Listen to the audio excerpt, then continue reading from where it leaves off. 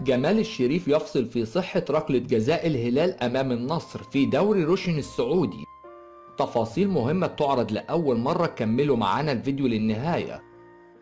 فشل النصر في إلحاق الخسارة الأولى بغريمة الهلال هذا الموسم في دوري روشن السعودي بعدما سقط في فخ التعادل في توقيت متأخر جدا بالأسبوع ال 32 من المسابقة على ملعب الأول بارك.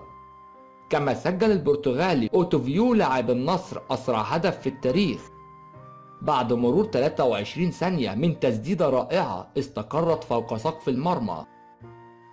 كما خطف الهلال هدف التعادل بواسطة الصربي ألكسندر في ركلة جزاء، وحافظ الزعيم على سلسلة اللا هزيمة في الدوري بوصوله للمباراة 37 على التوالي، لكنه فشل في مواصلة سلسلة انتصاراته المتتالية اللي توقفت عند ال 24 فوز.